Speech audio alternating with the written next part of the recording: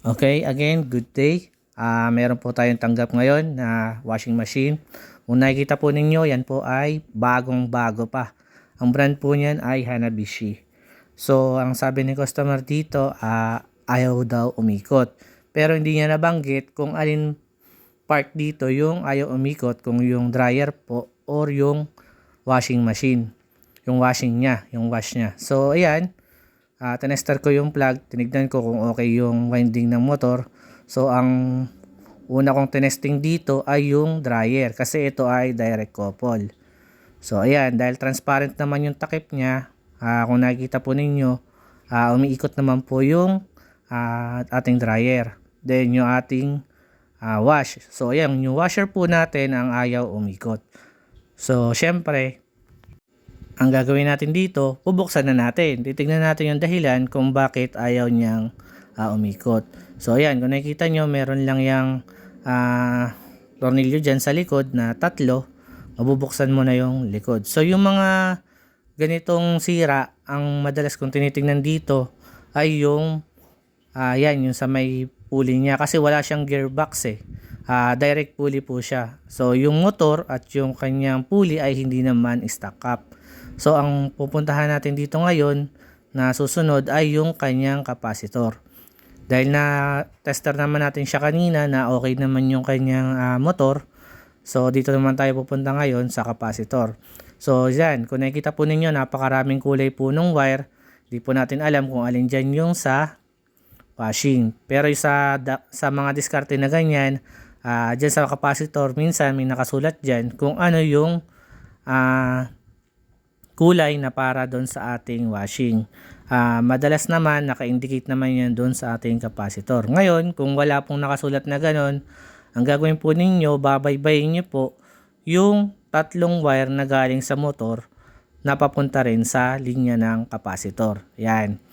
Ang una ko pong tinanggal, kung nakikita po ninyo, kulay orange, then yung kulay yellow. Yan po yung papunta doon sa motor ng ating washing. So ayan, yung dalawang wire po na yan ang papunta doon sa ating washing machine. Wash motor. Yan. So kumuha tayo ng LC meter. Yan yung hubad nating tester. Yung kanyang alligator clip, i-clip lang naman natin doon sa magkabilang wire nung ating capacitor. Then mariread niya na kung ano yung present value ng ating capacitor. So ayan, nakaklip na siya. Kung nakikita po ninyo, 0 po yung reading ng ating capacitor. Kaya pala yung ating wash motor ay ayaw na ring mag-vibrate or umikot. Pero kahit po ganun, dahil po yung capacitor natin ay single pero double contact, yung isang linya po niyan ay hindi natin tatanggalin dahil papunta po yun sa motor ng dryer.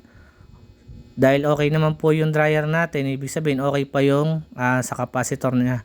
Kaya ang ginawa ko po dito, kumuha lang ako ng bagong capacitor na may value na 10 UF na para po doon sa ating wash motor. So ayan, para po makita ninyo, tinester ko din po yung ating capacitor para makita po ninyo yung actual value ng ikakabit natin. So ayan, inon ko lang ulit.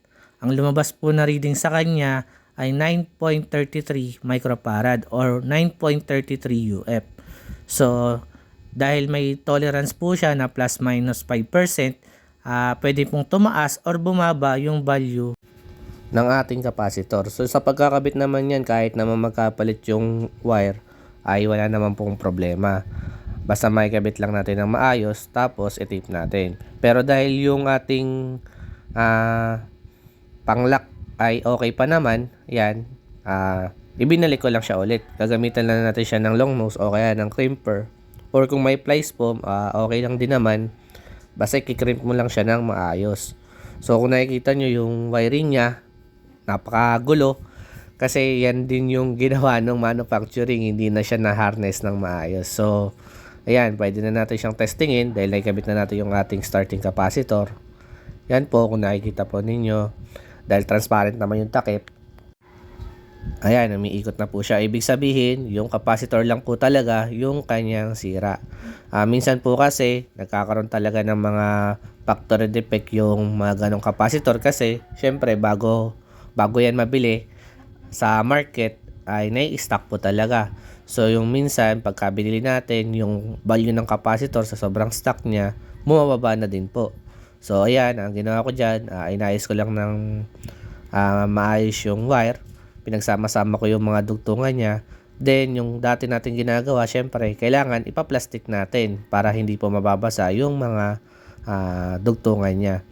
So, kahit anong plastic po, pwede naman dyan. Kahit plastic po ng yelo or kung may ibang plastic kayo na medyo makapal na mas magandang gamitin, pwede naman po iyon. So, ayan, tinaas ko siya para hindi mabasa. Tapos, yung lumang capacitor, dahil dual po siya, binalik ko lang din doon sa dati. Ngayon, yung linya ng capacitor sa starting ng ating wash motor, hindi na po natin ikakabit yun.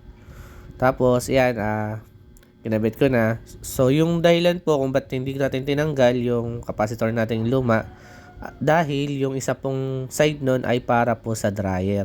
So, kung sa susunod na mga pagkakataon, pwedeng yung sa dryer naman ang masira. So, dahil okay pa naman siya sa ngayon, hindi na po muna natin siya papalitan. So, hanggang dito na lang po muna yung ating video. Tapusin ko na po. Kita nyo naman po, working na po yung ating washing.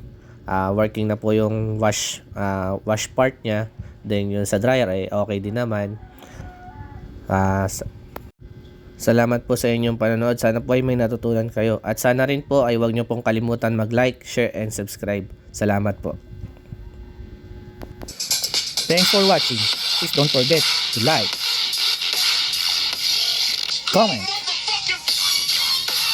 share, and subscribe.